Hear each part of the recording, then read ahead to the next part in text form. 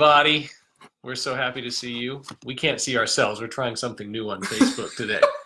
We get distracted by looking at ourselves. I don't know if you've done Facebook Lives before, and we can see ourselves. So we just covered ourselves up. So if we're totally out of the camera, you'll know why, because it means we're not seeing ourselves, but hopefully you're seeing us. So anyway, we wanted to take a quick moment here to share with you some tips, some jewels really about good, healthy relationships. We know this is a challenging time for many of us who are dealing with the COVID-19 situation, and there can be a strain on relationships in families and with couples, and for people who live together, people who don't usually live together, and all these variations. And perhaps you just are interested in just strengthening your relationship, period, whatever state it's in. Maybe it's beautiful. And over the years, Britt and I have learned and practiced a few essentials, like a handful of essential tools that are really valuable. And we wanted to share two of those with you today. And those are active listening and the power of appreciation. Two very simple things that seem to be, in our experience, absolutely foundational for the success, the health, the vibrancy of relationships. So again, active listening and appreciation. We're going to talk a little bit about those. And first, kind of a bonus teaching, which is a core thing, which is the way to look at all of this, the way into this whole thing is through a paradigm at core that we call the three selves, which many of you know and perhaps some of you don't. But it's really a beautiful and helpful way to look at our human experience and the way we interact with each other and why and how we can foster healthy relationships. So Britta's going to tell us some about the three selves. Yeah, so just super briefly, we go into this much more into our workshops, but so the human condition, you could say, is of three. We develop three selves through trauma and wounds and whatnot that happens to us in our childhood. So we have what we call a healthy self, which is a part of us that's always loving, wise, detached, that in a certain sense comes from source, that we can never lose, no matter what happens to us, no matter how much pain or trauma or suffering we go through.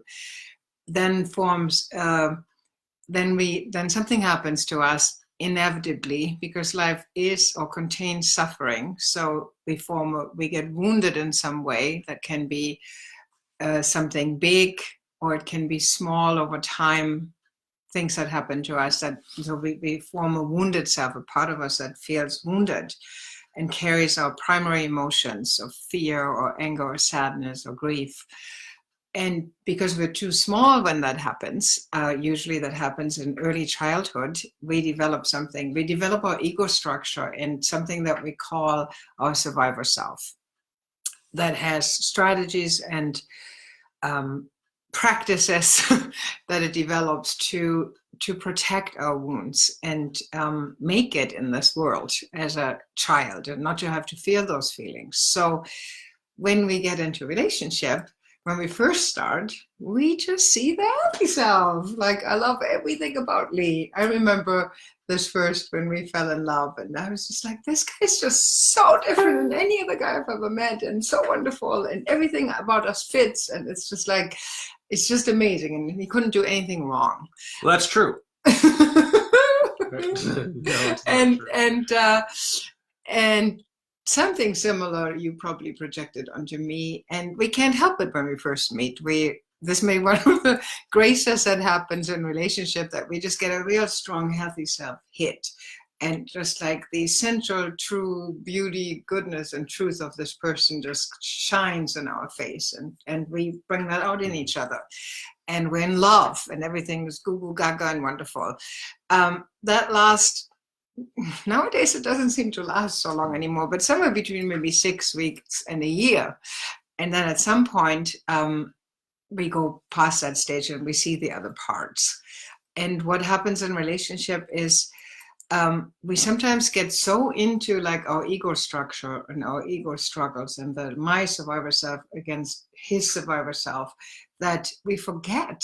We sometimes like, why did I fall in love with you? What was it again that attracted me to you? And so we need tools. In a way, all tools for couples are about how to remember this, how to at least one of us wants to stay in our healthy self. As long as one of us stays there, the other one can be in the wounded self, the other one can be in the survivor self. But as long as I stay in it, when Lee goes there, or Lee stays in it when I go there, we can make this work. So I just wanted to emphasize something Britta said, which I think is really important. When it goes badly in relationship is usually when survivor self hits survivor self. So when I come from that reactionary survivor place, that triggers hers, and then we play the ping pong game of survivor self. And so for the baseline of health in a relationship, at least one person has to be in healthy self.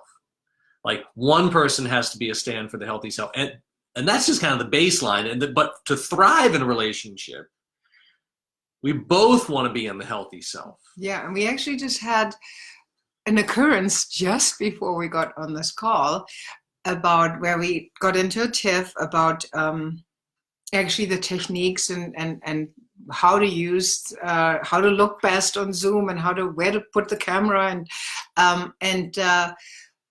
and there was a moment where we both did not listen to each other, which is one of the tools we want to teach you or to share with you about. And then we both plopped back in and said, okay, what are you actually trying to say? Like I said to Lee, what are you actually saying? And Lee said to me, and let me hear what you have to say. So it's just a simple, it happens all the time if you track it. It happens all the time. And there's nothing wrong with it.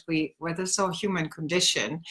It's not that we're never going to go into our ego structure, or into our survival strategies, but how do we get the quickest way out of it and how to become aware of it and help each other out of it, like help each other, call each other on it and help each other out of it. So one of our other foundations and core is what we call essential goodness, which is similar, which is connected to the healthy self. Like no matter what is going on or how much we've been hurt or how much we've been traumatized, we believe that every human being is essentially good, beautiful, and of immeasurable worth. So, and we always want to foster that in each other, especially in your most intimate relationship. You want your beloved to see his belovedness, and to help foster that as much as possible. So these little tools that we tell you about, or these foundations, are ways to do that. So the precursor to the foundations, again, just to reiterate, because these are important points, is when we can see in relationship which self is at work, looking at the three selves, like what part is at work, that's really, really helpful. From that place, we can foster the healthy self more and more, which is what we want to be doing anyway in our life, but especially relationship challenges us to do that. And then we want to continue to cultivate the vision of the other person's essential goodness and my own essential goodness. They're related, right? So we want to continue to cultivate that and remember I am essentially good. And the other person, Britta, is essentially good. No matter how much she triggers me today or I trigger her, we are both essentially good people and nothing can touch that. And a lot of relationships seems to be coming, or dysfunction in relationship comes from the place of not really getting my own goodness or the other person's goodness. So those are kind of the precursors. The two little tools we want to share with you today. The first one, the absolute essential, is active listening. So active listening, this baseline tool, very seldom actually happens in almost all relationships. It's pretty rare. Right? It's pretty rare. Our culture is not set up right now for well, I don't mean now as in coronavirus time. I mean just generally our culture is not set up for active listening. So what is active listening? It's a chance for me to actually enter into the land of the other person.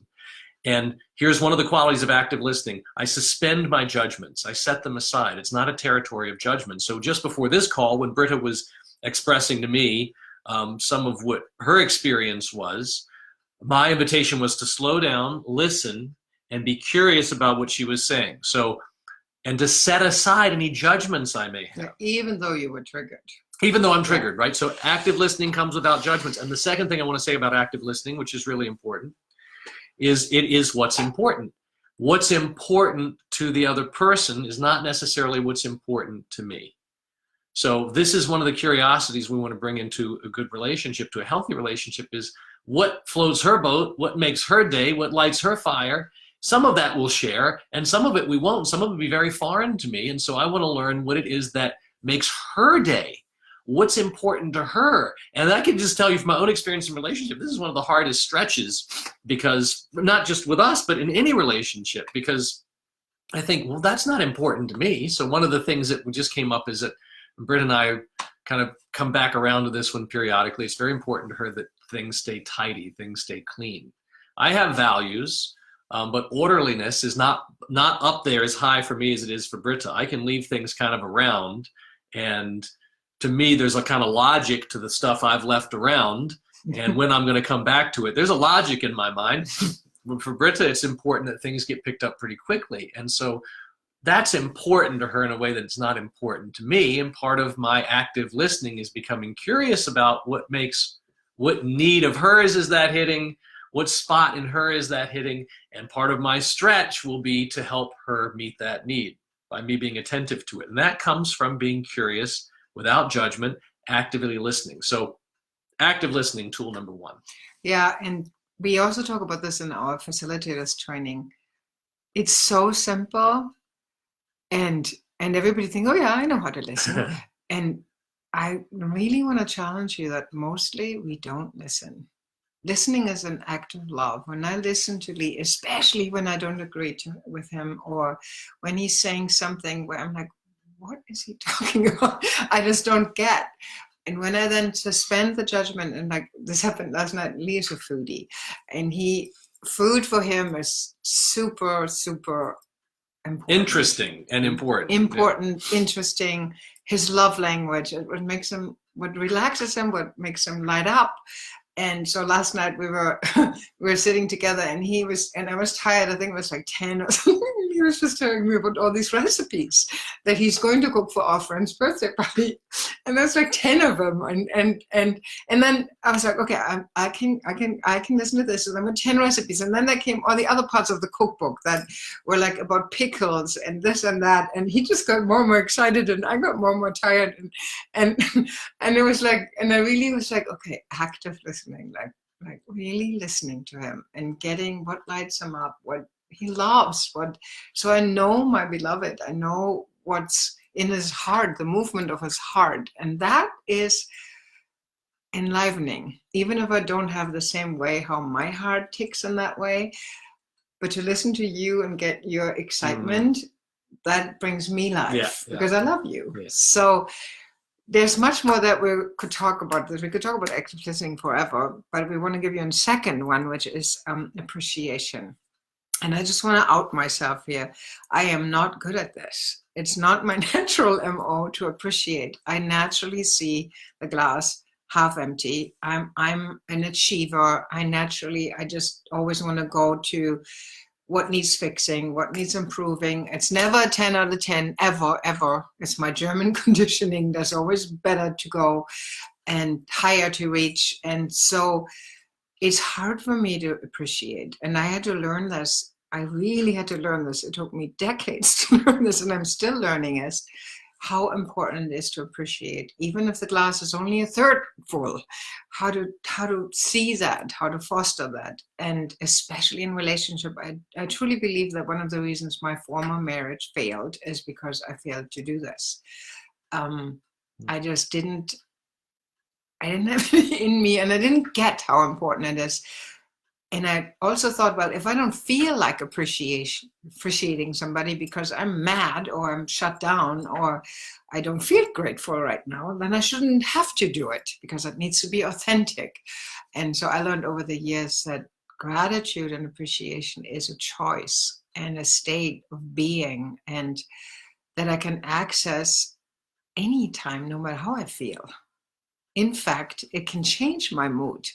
And so it's a sure way to access my healthy self, because for me to appreciate Lee, to see him, I got to get out of my stuff.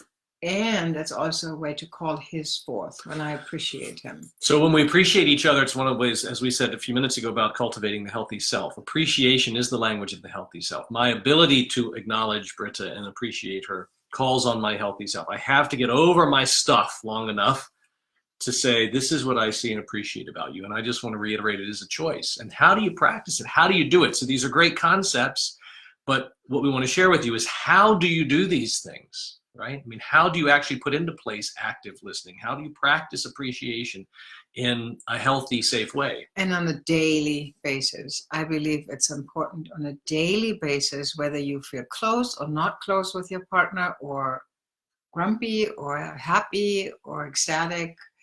It's particularly important when we don't feel so great. Yeah. Just like when you're by yourself. Gratitude and true listening are two things that make your life work, your life period. So we want to share these with you. And so we've set up another, in the second in our series of couples mini workshops this Thursday. It's just 2 hours, 5:30 to 7:30 p.m. Pacific this Thursday. The last one, Chandra and Jessica led, which was the first in the series. This is number 2. Britt and I will be leading this one. And we're going to go deep into active listening and appreciation as practical practices that you can do with your significant other. Yeah, in particular forms of that really work as a couple. So you build intimacy and connection through listening and through appreciation in a particular way. Yeah, and there are ways to do this practice that keep it fun and positive and fostering the healthy self, and in a structured way.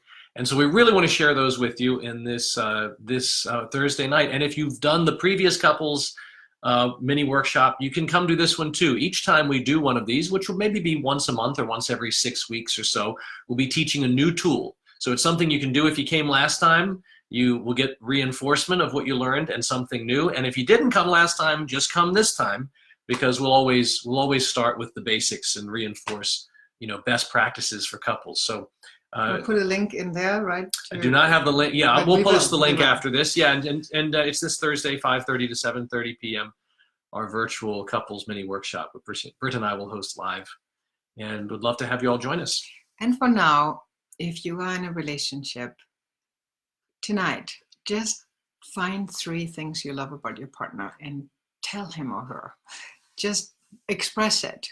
Just express it, however awkwardly. Even if you say, I just want to practice this, and just do it.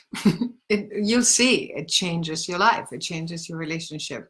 Everybody loves to be seen for their essential goodness and loves their healthy self to be called forth. Yeah. These are game changers, but we got to do them to make them, to live them, right? And so practice it. Put it into play. Join us Thursday, and we'll go deeper. All right? Have a beautiful day. Blessings to you wherever you are. Bye-bye.